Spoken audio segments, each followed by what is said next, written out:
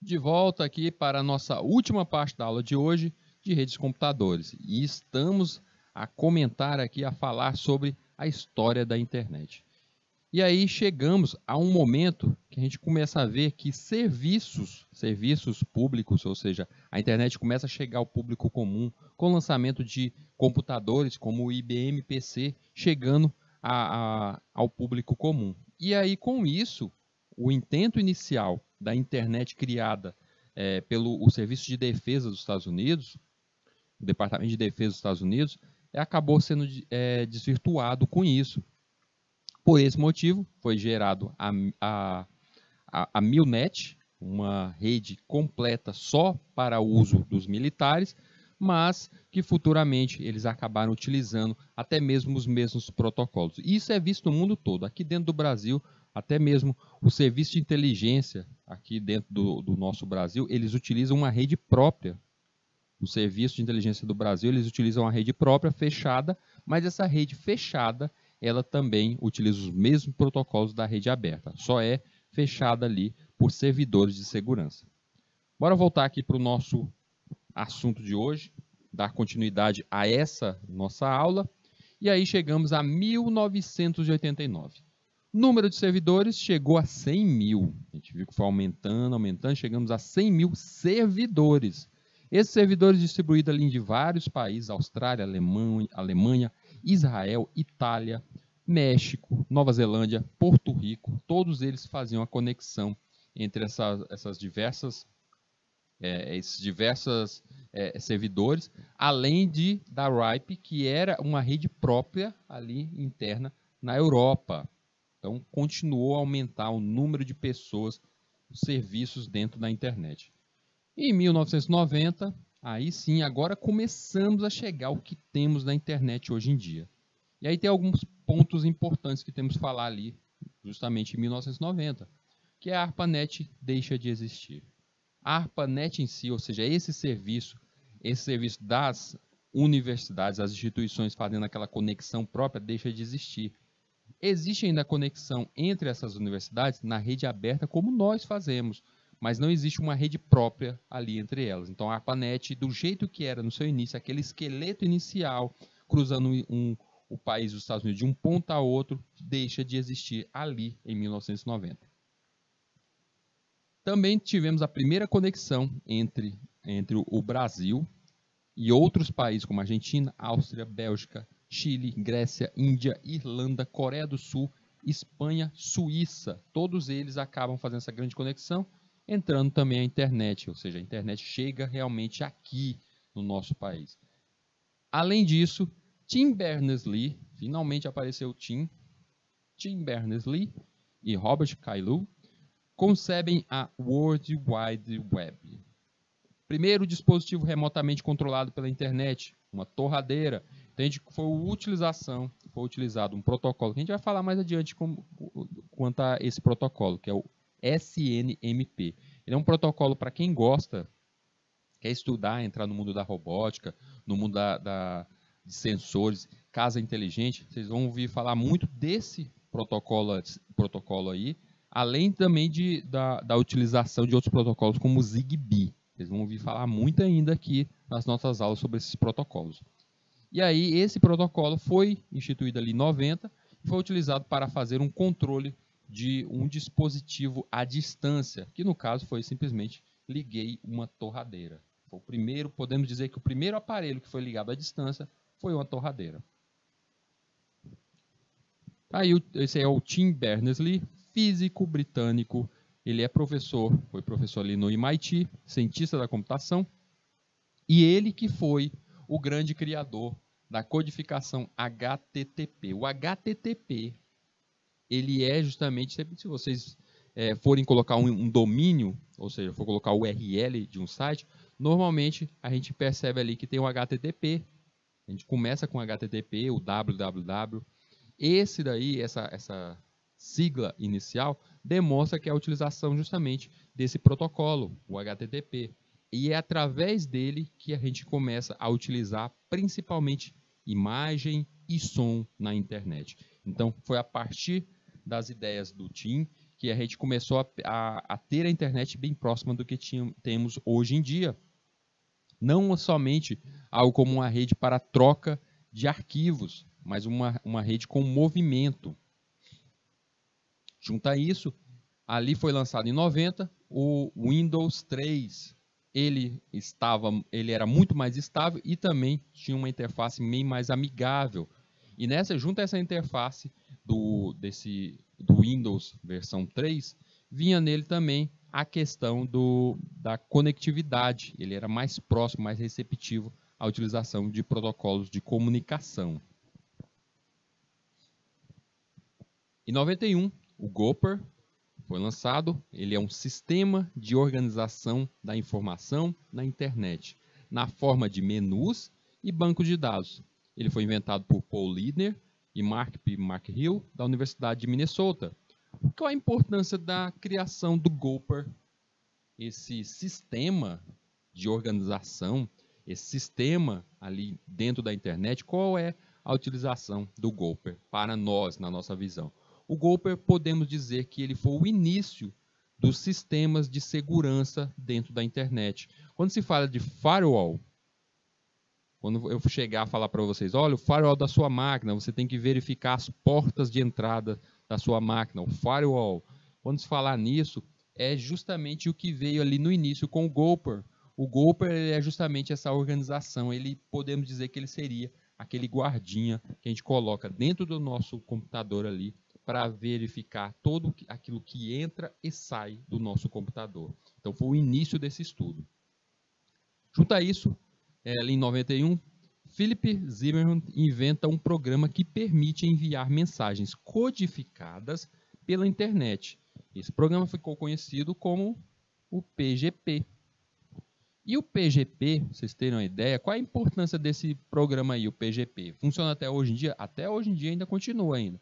O que ele faz é justamente codificar a tua mensagem. Você vai mandar uma mensagem para alguém, você vai mandar ali uma mensagem qualquer para uma pessoa, essa mensagem passa por uma criptografia, uma codificação, um embaralhamento, e aí somente do outro lado, quando a pessoa receber, que isso vai ser decodificado, diante daquelas tais chaves privadas e públicas que já foram faladas aqui em nossas aulas. Mas o interessante aqui é que daí desse programa é o início da utilização real de criptografia sobre mensagens. Então, quando você estiver utilizando algo como o WhatsApp, está utilizando ali seu serviço de WhatsApp e perceber que ele fala lá na sua publicidade, todas as mensagens do WhatsApp são criptografadas, ou seja, se alguém capturar a tua rede e pegar as tuas mensagens, capturar as tuas mensagens no meio do caminho, não vai adiantar de nada, porque ele não vai conseguir desempacotar, descriptografar a tua mensagem. Somente você e o destinatário têm direito a isso. A única forma de roubar as mensagens suas de um sistema como o WhatsApp é se eu hackear o teu celular, para me ver a tela do seu celular com as suas mensagens, ou da pessoa que está recebendo. O meio do caminho, eu posso capturar tudo que passou ali, não vai me adiantar de nada. É tudo protegido. E aí, a base disso veio justamente do PGP. O PGP veio trazer essa criptografia em si. Mas, Rildo, criptografia é uma coisa nova que nasceu ali em 91. Ela não é um pouquinho anterior, porque você falou que era utilizada criptografia durante a Segunda Guerra Mundial. Gente, a criptografia é mais antiga ainda do que isso. As primeiras criptografias foram utilizadas até mesmo pelos romanos. Júlio César, é até um tipo de criptografia chamada da criptografia de César. Júlio César já utilizava a criptografia de substituição, ou criptografia de César, isso lá diante do Império Romano, ou seja, há muito, muito tempo. Então a criptografia não é codificar, não é uma coisa nova, mas o PGP, ele fez isso diante de mensagens, na utilização de comutação de dados, ele fez isso nessas mensagens e nessas mensagens utilizando até mesmo as chaves para descriptografar. Então foi o início disso que temos hoje em dia, da segurança sobre mensagens. Em 92, fundação da Internet Society, a ISOC, foi o que eu falei agora há pouco, que existe esse grupo, essa fundação que se reuniu para justamente tentar ditar algumas regras, gerenciar a internet, não deixar a internet vista como uma terra sem lei. Isso ali em 92. Esse grupo existe até hoje em dia ainda e vê principalmente questões sobre direitos autorais. O número de servidores na rede chega a 1 milhão de servidores. Zen and Art of the Internet é publicado. Esse livro aí é considerado o primeiro manual de uso da internet. Então podemos dizer que esse aí seja o primeiro livro que é um tutorial explicando o que é a internet e como utilizar. Quer entrar na internet? O primeiro livro que vai te ensinar seria este daí. Hoje em dia isso é muito comum, mas esse foi o primeiro de tantos. Em 92, o M-Bone era um backbone experimental, uma rede virtual construída na parte superior da internet para transportar tráfego multicast IP na internet. Foi desenvolvido no início dos anos 90 e exigia um hardware e um software especializado. Eita, Hildo, esse slide aí agora ficou difícil. Realmente ele ficou difícil, porque ele vai ser explicado em muitas aulas futuramente. Quando eu falar algo como backbone, é o trajeto, é justamente a espinha dorsal, o caminho onde a rede está passando. E quando eu falo que ele é criado de forma virtual, ou seja, é o trânsito que os dados estão fazendo. O backbone pode mudar a sua organização diante desse trânsito. E esse trânsito é um tráfego do tipo multicast IP. Espera aí, então ele aceita vários IPs transitando sobre o mesmo fio, vamos falar desse jeito aqui de modo bem comum, bem simplificado, em um só fio, em um só cabo de internet, passa diversas comunicações, diversos computadores conectados, isso mesmo.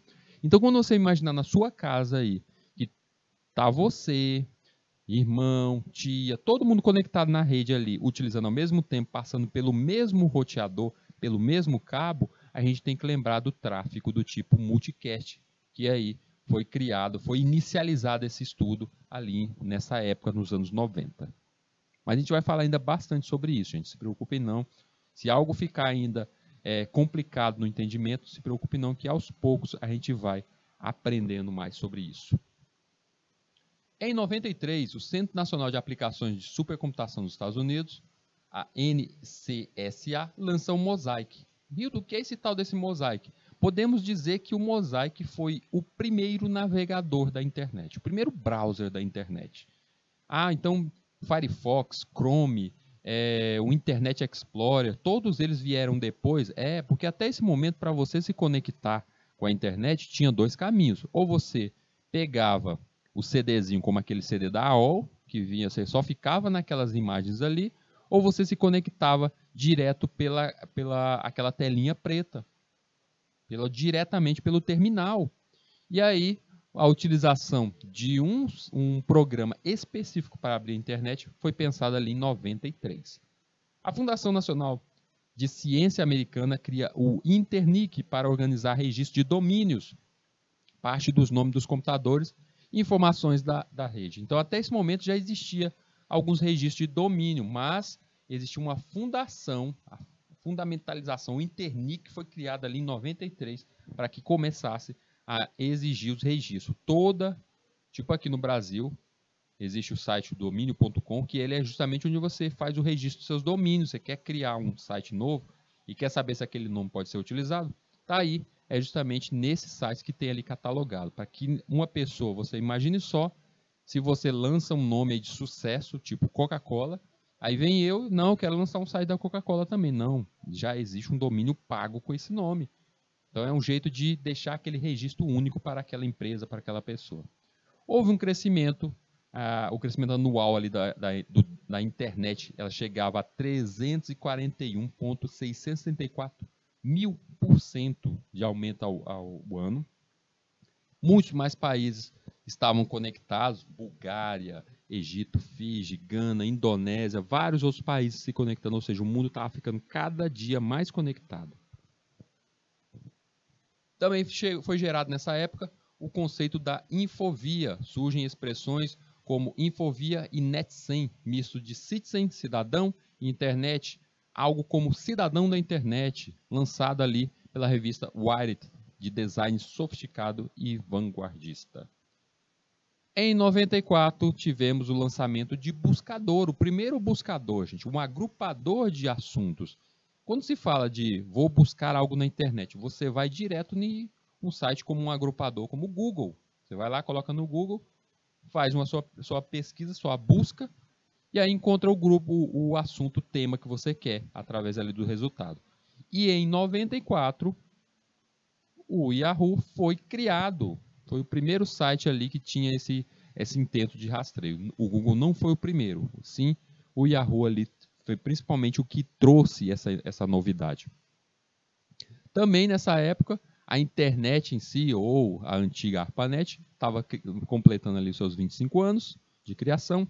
A NSFNet supera 10 trilhões de bytes por mês, ou seja, já a quantidade de bytes trocados chegava a esse nível. E uma coisa, algo muito importante, no ano de 1994 foi feito um pedido, os primeiros pedidos no Pizza Hut, ou seja, era possível fazer um pedido da sua pizza direto lá na pizzaria, o Pizza Hut, pela internet. Eles abriram no site esse pedido direto, serviço lá. Então, posso dizer que a primeira venda online de produto que temos hoje em dia foi ali em 1994 e a venda foi de uma pizza. Em 95, temos ali o Netscape Navigator. 70% do mercado de browser estava ali focado justamente com esse navegador ali. Apesar de eu ter falado ali que o Mosaic foi o primeiro, mas o Netscape ele era sem dúvida um dos melhores e era pago, viu? O criador é o mesmo que desenvolveu o Mosaic, o Mark Anderson, ou seja, o Mark Anderson que criou lá aquele primeiro navegador, o Mosaic, ele evoluiu esse navegador e criou o Netscape. Foi junto a isso também a Sun, a empresa Sun, lança a linguagem Java, e aí com isso a gente pode dizer que a partir de 95 começa a focar também na questão de dispositivos móveis.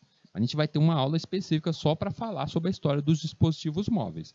Tá? Eu que vou focar aqui na internet em si, mas foi em 95 que começa essa história aí para os dispositivos móveis com o lançamento do Java. O Real Áudio permite a transmissão em tempo real, um programa de transmissão em tempo real também, de áudio. Liberada no Brasil a exploração comercial da internet, a partir de 95.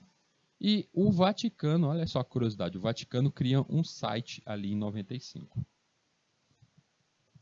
Também em 95, tivemos a implementação de forma aberta, geral, em todos os sites do acrônimo www, além de novos pesquisadores terem nascido ali. O caso do Google, KD, Buscapé, vários outros aí foram criados nessa época aí e eram utilizados para fazer essa busca mais específica. Ao invés de você decorar o domínio de cada um dos sites, você pode fazer uma busca desse modo.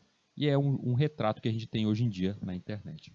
Também em 95, como já falado, além do código para dispositivos móveis, utilizando Java, também utilizou-se o JavaScript. Vocês sabem que JavaScript e Java não são a mesma linguagem, são coisas diferentes.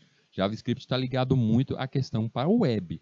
Mas isso aí, falar sobre o mobile código, isso vai ser em outra aula, quando eu estiver contando a história dos celulares, a história dos dispositivos móveis.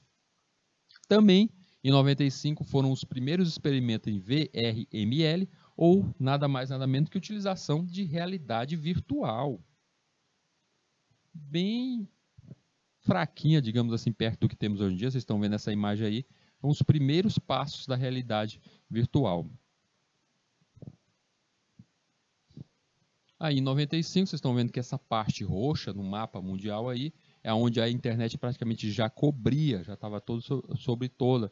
Além de, nas partes onde a gente encontra verde ali, era outras redes, como a Fidonet e a UUCP, além de a vermelhinha ali, a Bitnet, que já estava mais ou menos deixando o mercado, já estava praticamente sendo canibalizada pela internet como um todo, e o mundo ainda tinha, principalmente na África, um dos países mais pobres, ainda existia uma falta de conectividade, era um país inteiro sem uso da internet. 96, o Congresso americano aprova a Telecommunications Bill, que prevê punições a quem divulgar pornografia pela internet. Começa a ser utilizada a Web TV. Então começam as primeiras regras aí contra crimes na internet, além de a Web TV. As primeiras transmissões via web de imagem, ali em 96. Sua tecnologia do ano, internet nos telefones, começaram a chegar aqui. A gente viu ali que em 95 o Java foi construído, foi criado, foi produzido, e aí a partir daí dispositivos móveis poderia começar a agregar a internet também. Além disso, a internet ampliates, ou seja, o modo como a internet se conectava no computador também melhorou bastante com a questão dos provedores. Tanto que em 96 teve a chamada Web 2.0, também conhecida como Internet 2. Nesse projeto da Internet 2, ela foca principalmente nas questões de interatividade e multimídia, ou seja, a questão sobre imagem, questão sobre internet com movimento, era visto como a internet do futuro. E nela a gente vê aplicações como transmissões de vídeo, como reuniões, começaram ali a partir de 96.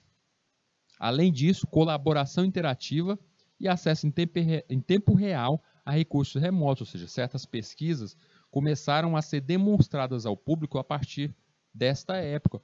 Como até hoje ainda, se você pesquisar algo como imagem, transmissão da estação espacial, agora ela tem ali um canal com transmissão direta, uma câmera 24 horas ligada lá da estação espacial, mostrando o que está acontecendo nesse exato momento. Além de vários outros observatórios pelo mundo, também está disponibilizando essas imagens a todo tempo.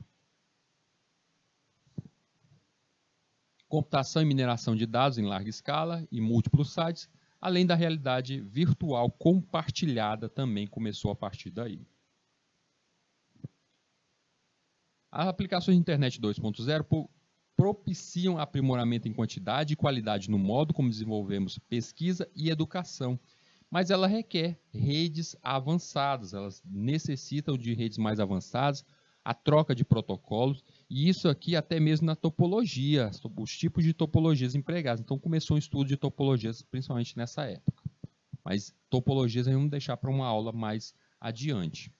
Em 97 aconteceu algumas coisas também interessantes, que é o caso do Comitê Gestor de Internet avaliar o número de usuários no Brasil em 1 milhão, o Brasil que já chegava a 1 milhão de pessoas.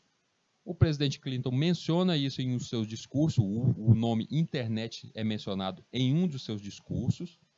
E o computador Deep Blue, isso falado já em outra aula, é um supercomputador, venceu o campeão mundial da época de xadrez em uma partida.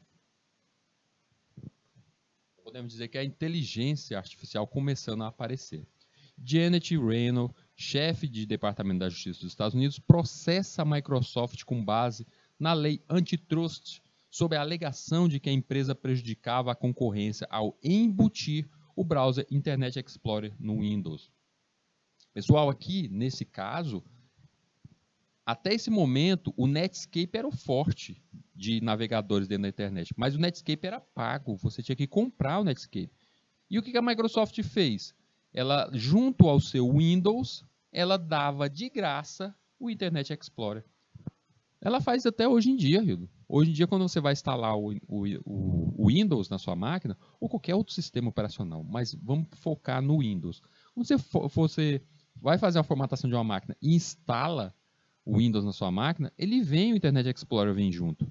E aí ela foi processada justamente na lei de trust, ou seja, ela estava querendo, foi processada porque era como se fosse uma venda casada que ela estava fazendo ali naquela época. Tá?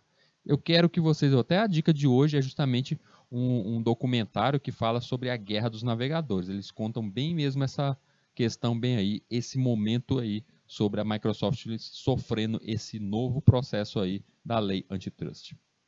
Em 98 a gente teve também o início dos e-commerce, ou seja, essa tecnologia, as primeiras lojistas realmente vendendo através da internet, o e-auctions e os portais, ou seja, a comunicação, a utilização de imagem através de comunicação aumentou muito nessa época.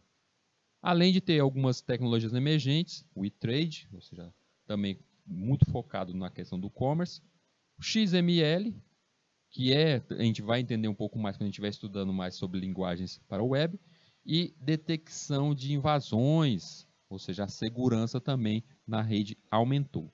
Em 99, foi lançado o primeiro banco completamente pela internet, que foi o Internet Bank of Indiana, foi o primeiro banco totalmente na internet. Isso é fácil de encontrar hoje em dia, tem muitos diversos bancos que não têm sede própria, mas lá esse aqui foi o primeiro em 99.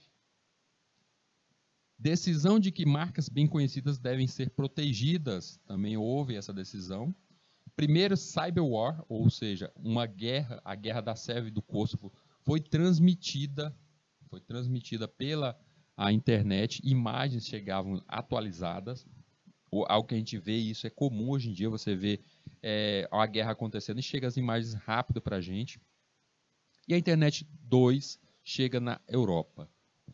Também, além disso, a gente vê algo como o lançamento do banco online, MP3, a internet de celulares, a internet das coisas, começou a chegar ali, além de, é claro, a evolução dos sistemas operacionais, chegando mais próxima de nós, seres humanos. A preocupação da interface com o sistema conosco. Em 2000, na virada do século aí, o ataque DOS, o Denial of Service, contra a Yahoo, a Amazon e a eBay. Começou-se esse tipo de ataque, o DOS, diferente do DDoS. O DOS também começou nessa época. A gente vai ter uma aula só para falar sobre segurança e eu vou explicar um a um. Então, aconteceu esse grande ataque aí nessa época. Estimativa de que o volume de páginas da web indexadas ultrapasse de 1 bilhão. A gente já tinha essa média aí de pelo menos 1 bilhão de páginas. E tivemos também a implementação do IPv6 no backbone da internet 2.0. Eita, Rildo, o que é esse IPv6? Ele é o irmão, ou seja, pode ser que seja o sucessor do IPv4. O IPv4, o IPv6 e atualmente o IPv8 é ele que fomenta a quantidade de computadores e máquinas que a gente pode ter na internet. A gente vai explicar isso mais adiante, vocês vão entender direitinho o que é cada um deles, mas vamos deixar aqui por via de base agora, para vocês aprenderem, que o IPv4, o IPv6 e até mesmo agora o IPv8, ele é o que está ligado à quantidade máxima de máquinas que pode ter conectado dentro da internet. Outras tecnologias que apareceram foram a tecnologia para internet, a ASP, é um tipo também de código para internet na criação de site. O Napster, que ele era um compartilhador de músicas. As primeiras redes wireless, o próprio IPv6, como eu já falei. E além disso, o vírus do ano foi esse tal desse Love Letter. Também aqui, focado principalmente aqui no Brasil, a RNP, Rede Nacional de Pesquisa, assina o MOU, Memorandum of Understanding, com a Internet 2.0 e com a America's Pets. Isso aí, a gente vai ter um momento mais adiante, quando eu estiver falando sobre o backbone de rede no Brasil, daí vocês já veem nesse mapa aí, por onde mais ou menos se passa a internet aqui, por onde ela chega, onde ela é mais forte, onde ela está estacionada aqui dentro do nosso Brasil. Esse é o backbone de internet aqui dentro do nosso país. E quem controla isso é a Rede Nacional de Pesquisa. Então a gente ainda vai ter um momento que a gente vai falar muito mais ainda sobre o papel da RNP aqui dentro do Brasil e justamente do controle na segurança da nossa rede. 2001 teve um musical, o primeiro musical disseminado ao vivo. Você foi transmitido um musical, primeira vez foi ali em 2001. Tá o endereço dele aí na tela. Se vocês quiserem ver a imagem desse musical, tá lá no YouTube. Escolas começam a ganhar acesso à internet. O Napster, que é aquele compartilhador de músicas, ele acaba sendo processado por pirataria, óbvio. Se ele estava distribuindo música de qualquer artista, sem necessariamente estar ali passando um ganho para esse artista, então ele foi demonstrado que isso era uma pirataria. Foi até um dos pontos que fez que o Napster caísse. HDTV foi a televisão de alta resolução, ali em 2001, foi demonstrada através da internet. E também a gente tem que falar que mais ou menos em meados de 2000, temos a chamada nova topologia de grade, ou a topologia do tipo grid. Eu não vou entrar a fundo na topologia de grid, mas ela funciona como se fosse uma grande malha. Ao invés de eu ter um concentrador, um local onde toda a rede está conectada, ou todo mundo se conecta àquele ponto, todo mundo estaria conectado a todo mundo. É algo que está muito diante hoje em dia das redes do tipo móvel, é algo que se pensa futuramente da malha de internet que empresas como a do Elon Musk, a Tesla, pensa em criar em cima do mundo todo, mas isso aí é algo que a gente tem que falar lá na aula de topologias mais adiante, mas sabe que ela foi criada, foi pensada ali em meados de 2001. Além disso, tem também a questão do P2P, o P2P também ali, mais ou menos em 2001, que foi criado ali o P2P. O P2P, ou o P2P, é uma arquitetura de redes de computadores, onde cada um dos pontos ou os nós da rede funcionam tanto como cliente como servidor. Então a gente não tem aquela imagem, você tem um servidor de arquivos. Todos os arquivos estão ali, naquele local. Ao invés disso, o P2P, aquele arquivo está distribuído em toda a rede. É algo que a gente vê muito em rede torrent. Talvez vocês já tenham ouvido falar, não vou dizer que vocês até já utilizaram, mas o cara está querendo assistir um filmezinho. Vamos pensar que um filme seja esse arquivo aqui. Este arquivo de filme está em uma rede do tipo torrent. Nessa rede do tipo torrent, ao invés de uma pessoa ter o arquivo completo, e ele está em um só servidor, a gente partilha esse arquivo em pedaços. E aí, quando você vai baixar, você baixa só um pedaço de cada computador diferente na rede, montando ali esses quadradinhos novamente e formando aquele filme, o arquivo como inteiro. Isso faz com que nessa rede você consiga ter acesso a diversos computadores ao mesmo tempo, ao invés de uma só conexão, fazendo com que essa rede, esse download se torne mais rápido, além de, é claro, que se a gente for pensar por que o torrent puxa tanto o P2P, por que o torrent quer utilizar algo que é pirataria, né, gente? Utilizar tanto esse tipo de comunicação, arquitetura P2P. Porque quando você baixa um filme, você tem um filme inteiro na sua máquina, isso é pirataria, tá, gente? Não pode. Mas quando você está enviando para outra máquina, alguém está baixando do seu computador, porque todo mundo se torna servidor nessa rede, você está enviando só um quadradinho desse, do filme. Você não está enviando o filme inteiro, você está enviando só parte dele. Cada pessoa que se conectou a você, digamos que esse filme tenha sido dividido em 12 partes, você se conectou a 12 pessoas e está enviando 12 quadradinhos, um para cada uma das pessoas. Em nenhum momento você está enviando o filme inteiro, então isso não pode ser enquadrado como pirataria. E se torna difícil de algo como a polícia conseguir provar que você tem o arquivo completo, porque para eles provarem isso, ou eles deveriam invadir a sua máquina, é uma invasão, não pode, ou até mesmo entrar na sua casa para ver no computador se aquele arquivo está ali, que seria a prova do crime. Mas aí eles não conseguem, por captura externa na rede, eles não vão conseguir capturar o filme todo, vão só encontrar pequenos pedaços. E enviar só um pequeno pedaço como esse não pode ser considerado um crime. Então está aí a grande dificuldade da polícia, até hoje em dia, a Polícia Federal, conseguir combater algo como a pirataria de filmes. Os grandes estúdios conseguir combater isso. Existem diversas estratégias aí que são utilizadas para combater algo como torrent, utilizando o P2P, mas ainda hoje é muito utilizada justamente por essa dificuldade dele, esse modo dele dividir esse arquivo, acabar fugindo das regras de pirataria. Em 2004, a primeira eleição oficial via internet aconteceu ali na Suíça. Diferente da nossa eleição, que acontece com as urnas eletrônicas, que a gente tem que sair, vai lá e vota, aqui foi completamente feita pela internet. Foi um primeiro experimento ali em 2004. Além disso, em 2004 aconteceu o ataque do SQL Slammer Worm, que causa um dos maiores e mais rápidos ataques de DDoS de todos os tempos. Ele levou cerca de 10 minutos para se espalhar por todo o mundo. Imagina só, gente, ele conseguiu contaminar o mundo em apenas 10 minutos. Foi muito rápido, é um tipo de worm muito perigoso. Isso aí foi um momento muito trágico até para conseguir eliminar esse worm. Ele se utiliza de várias técnicas, como o caso do SQL Injection, que é o caso que a gente vai falar mais adiante, quando a gente estiver entendendo um pouco mais sobre a questão de defesa de redes.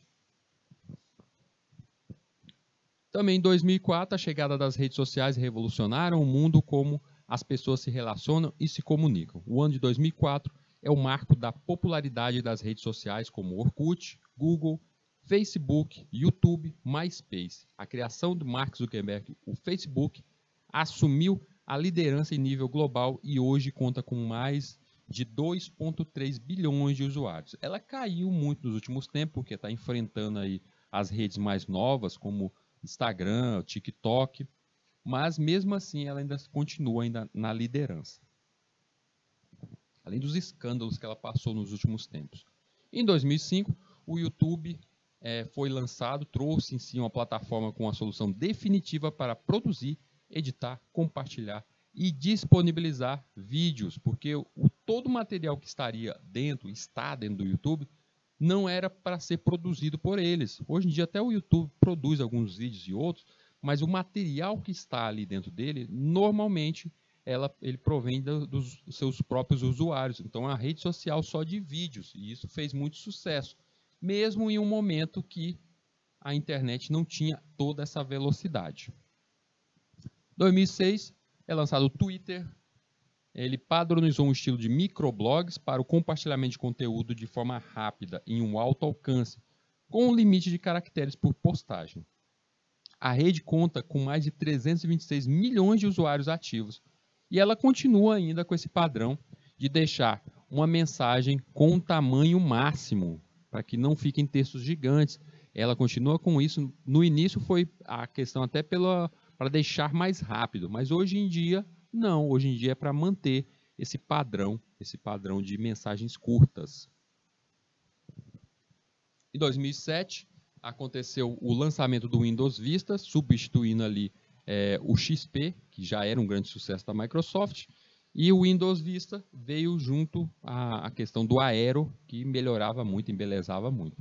No mesmo ano também foi lançado ali o sistema operacional da Apple, o chamado Leopard, lançado naquela época, e o lançamento do primeiro iPhone foi ali nesse ano, e foi chamado até pela revista Time como a invenção do ano, foi dado o título de invenção do ano.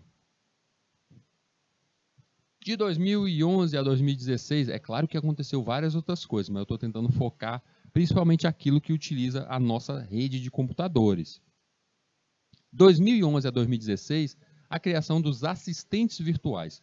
Controlar dispositivos eletrônicos por meio de comando de voz virou uma realidade a partir do lançamento de assistentes virtuais. A Siri da Apple, ali em 2011, Cortana da Microsoft no sistema do Windows, Alexa da Amazon, ambas ali em 2014, e o Google Assistente chegando ali em 2016. Então todos esses assistentes ali foram melhorados, sua inteligência de pouco a pouco, e a cada dia experimentam muito mais. E até acredito que com a chegada agora do 5G, com as velocidades aumentando de internet e as tecnologias sobre sensores e casa inteligente, isso a cada dia vai adentrar muito mais na nossa vida. Além que de 2011 a 2016, a gente tem a criação do 5G. Não, Rito, peraí. 5G chegou foi agora. Acabou de chegar aqui no Brasil, está sendo lançado agora, ainda está sendo implantado. Mas a criação dele o projeto dele começou em 2011. Em 2011 ali começou isso.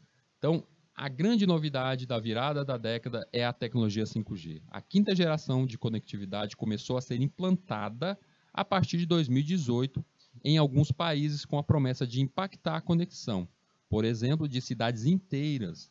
A tecnologia é uma das portas de entradas para o que se chama de cidade inteligente, um conceito que envolve a integração da infraestrutura urbana. Dessa forma, o recurso ajuda a alinhar o funcionamento de semáforos, iluminação e câmeras de segurança com dispositivos que utilizam esses serviços, como os próprios veículos autônomos.